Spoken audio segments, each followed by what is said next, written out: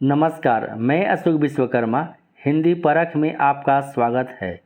आज का विषय है डिंगल भाषा। जेएसएससी सीजीएल के पेपर 2 की तैयारी के लिए यह एक महत्वपूर्ण वीडियो है। डिंगल राजस्थान की प्रमुख बोली मारवाड़ी का साहित्यिक रूप है। डिंगल को मरु भाषा, मारवाड़ी और पुरानी राजस्थानी भी कहा जाता है। डिंगल को और क्या कहा जाता है? मरु भाषा, मारवाड़ी और पुरानी राजस्थानी कहा जाता है। डिंगल को मारवाड़ी और गुजराती का पूर्वज नामों से पुकारा जाता है। तो डिंगल किसे कहते हैं? राजस्थान के चारण कवियों ने अपनी काव्य कृतियों के लिए जिस साहित्यिक शैली का प्रयोग किया है उसे डिंगल कहा जाता है। तो डिंगल क्या है? एक साहित्यिक शैली है जो कविताओं की रचना के लिए चारण कवियों के द्वारा प्रयुक्त किया जाता था। तो चारण किसे कहते हैं?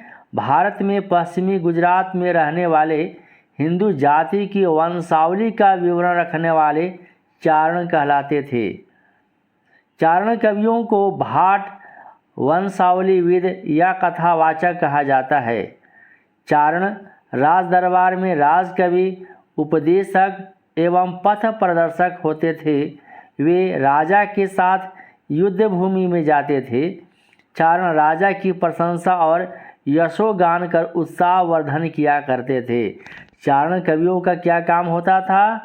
वे राजा के उत्साह का वर्धन किया करते थे और युद्ध भूमि में साथ जाया करते थे। चारण कवियों को भाट कहा जाता था, वंशावलीविद और कथावाचक। डिंगल साहित्य में वीर रस की प्रचुरता है। डिंगल विद्वान काव्या के अनुसार डिंगल 9वीं सदी तक अस्तित्व में आया, जो पश्चिमी राजस्थान की अपभ्रंश से निकला। डिंगल की उत्पत्ति कहाँ से हुई है? पश्चिमी राजस्थान की अपभ्रंश भाषा से हुआ। डिंगल साहित्य की ओर सर्वप्रथम ध्यान आकृष्ट डॉक्टर हरप्रसाद शास्त्री ने किया। कुछ विद्वानों के अनुसार डिंगल भाषा नहीं वरन कविता शैली है। डिंगल भाषा का सबसे पहले प्रयोग जैन कवि कुशल लाभ द्वारा रचित पिंगल शिरोमणि नामक ग्रंथ में किया गया है। डिंगल भाषा का सबसे पहले प्रयोग किसने किया? जैन कवि कुशल लाभ ने किया, जो जैसलमेर के कवि थे और उनकी रचना है पिंगल शिरोमणि। साहित्यिक भाषा शैली के लिए डिंगल शब्द का सबसे पहले प्रयोग बांका दीन ने अपनी रचना कुकवि बतीसी में किया। साहित्यिक भाषा शैली के लिए डिंगल का सबसे पहला प्रयोग बांका दीन के द्वारा किया गया और उनकी रचना का नाम है कुकवि बतीसी। डिंगल के सर्वप्रथम कवि सबसे पहले कवि हुए बादर और साहित्यिक भाषा शैली के लिए कुकवि बतीसी में लिखा गया, जिसकी रचनाकार बांका दीन हुए। और डिंगल भाषा का सबसे पहला प्रयोग जैन कवि कुशल लाभ ने पिंगल शिरोमणि में किया। डिंगल के प्रमुख कवि बादर, पृथ्वीराज राठौर, ईश्वर दास जी, दुरसाजी आढ़ा, कर्णेदीन काविया, मंछाराम सेवक, बांकीदास, सरला दास, सूर्यमल मिश्रण, किशन जी आढ़ा, महाराजा चतुर सिंह, नरपति नाल्ह, बाला बख्श ये डिंगल के भाषा के प्रमुख कवि हुए। डिंगल भाषा में पृथ्वीराज राठौर की पुस्तक है वेली कृष्ण रुक्मणेरी। पूर्व आधुनिक साहित्यिक 5 बोलियों में डिंगल को स्थान दिया गया। पूर्व आधुनिक साहित्य की कितनी बोलियां हैं? 5, और उसमें डिंगल को स्थान दिया गया। अन्य आधुनिक साहित्यिक बोलियां हैं ब्रज, अवधी, साधु भाषा, मैथिली। डिंगल का प्रयोग राजस्थान, गुजरात, कच्छ, मालवा और सिंध के आसपास के क्षेत्रों में किया जाता था। इटली के सुप्रसिद्ध विद्वान डॉक्टर एल.पी. टेसीटरी ने डिंगल साहित्य के जीर्णोद्धार करने में सक्रिय भूमिका निभाई। Doctor LP. टेसीटरी इटली के सुप्रसिद्ध विद्वान हैं और उन्होंने डिंगल साहित्य के जीर्णोद्धार करने में अहम भूमिका का निर्वहन किया। Doctor LP. टेसीटरी के अनुसार डिंगल का अर्थ है अनियमित या गंवारू।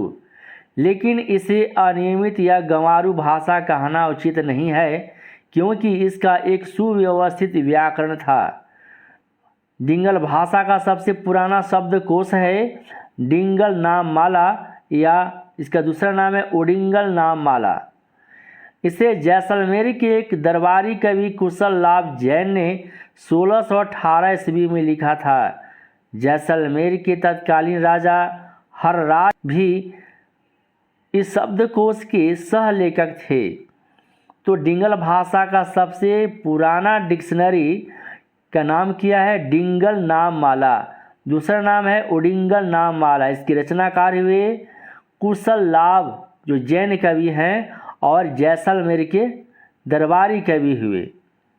हमीर नाम माला डिंगल का एक अन्य शब्दकोश है, जिसके रचनाकार हमीर दान रतन हैं। इनकी अन्य पुस्तकें हैं लखपत पिंगल, भागवत दर्पण। महाकवि सूर्यमल्ल मिश्रण के पुत्र मुरारी दान मिश्रण ने भी डिंगल शब्दावली का एक शब्दकोश संकलित किया, जिसका नाम है डिंगल कोश। डिंगल कोश के रचनाकार कौन हुए? मुरारी दान मिश्रण। संत कवि श्याम जी झूला ने भी अपनी पुस्तक नागदमन में डिंगल का प्रयोग किया है। इसके बाद जानते हैं डिंगल की परिभाषा। हरप्रसाद शास्त्री के अनुसार प्रारंभ में डिंगल का नाम डगल था, परंतु बाद में पिंगल से तुक मिलाने के लिए डिंगल कर दिया गया। डिंगल में वीर रस की प्रधानता है, जबकि पिंगल भाषा में श्रृंगार रस की प्रधानता है। तो हरप्रसाद शास्त्री के अनुसार तुक मिलाने के लिए पिंगल से नाम डिंगल कर दिया गया। राजस्थानी भाषा में डगल का अर्थ है मिट्टी का ढेला या अनगढ़ पत्थर। डॉक्टर श्याम सुंदर दास के अनुसार डिंगल के संदर्भ में उन्होंने कहा है कि पिंगल के सादृश्य यह एक गढ़ा हुआ शब्द है। एक विद्वान गजराज ओझा के अनुसार डिंगल भाषा के नामकरण का आधार इसमें पाई जाने वाली डकार यानी ड वर्णों की बहुलता है, यानी अधिकता है। यानी डिंगल साहित्य में ड वर्ण ज़्यादा देखने को मिलते हैं, लेकिन यह शोध में पाया गया कि डिंगल में कोई ड वर्णों की अधिकता नहीं है। लेकिन डिंगल काव्य में वीर, रौद्र और विभत्स रसों के प्रसंग में कर्णकटु शब्द जरूर आए हैं। एक अन्य विद्वान पुरुषोत्तम दास स्वामी के अनुसार डिंगल शब्द की उत्पत्ति डीम और गल से हुई है। डीम यानी डमरू की ध्वनि और गल का अर्थ है गला यानी नेक। डमरू की ध्वनि युद्ध में वीरों का आह्वान करती है। जो काव्य गले से निकलकर डिम डिम की तरह वीरों के हृदय में उत्साह भर दे, उसी को डिंगल कहा जाता है। यह भी तर्कसंगत परिभाषा नहीं है, क्योंकि युद्ध में तो नगाड़ों का उपयोग किया जाता था, न कि डमरू का। सबसे ज़्यादा सटीक और वैज्ञानिकता से भरा हुआ परिभाषा है मोतीलाल मिनारिया का। उनके अनुसार डिंगल शब्द की उत्पत्ति डिंगल से मानी जाती है। यहाँ डिंगल दीर्घ ईकार लिखा हुआ है, जिसका अर्थ है डिंग यानी दर्प उक्ति से युक्त भाषा। दर्प उक्ति यानी अहंकार से भरा हुआ। डिंग हाकना यानी बढ़ा चढ़ाकर किसी बात को अहंकार पूर्वक कहना। आपको बताया गया कि चारण कवियों के द्वारा, भाट कवियों के द्वारा डिंगल साहित्य की रचना की गई, और ये युद्ध भूमि में राजाओं के साथ जाया करते थे और उनका उत्साह बढ़ाया करते थे और उनका यशोगान किया करते थे। अतिशयोक्ति अलंकार में डिंग हाँकते थे खूब। तो मिनारियाँ के अनुसार डिंगल चारण यानी भाटों की भाषा थी।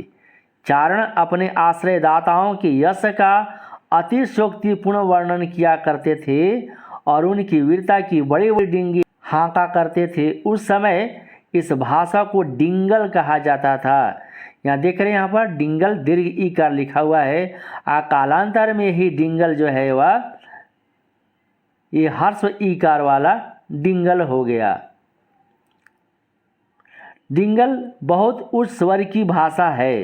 जो भाषा डिंगल कवि युद्ध क्षेत्र में योद्धाओं का उत्साहवर्धन किया करते थे, आज वो लुप्त होती जा रही है। अगले वीडियो में JSSC सीजीएल के पेपर 2 के एक नए टॉपिक पुरानी हिंदी यानी प्रारंभिक हिंदी के बारे में पढ़ेंगे। तो वीडियो कैसा लगा आप हमें कमेंट कर बताएं। यदि चैनल पर पहली बार आए हैं तो हिंदी परख को सब्सक्राइब करें, वीडियो को लाइक और अपने दोस्तों के बीच शेयर करें। नमस्कार।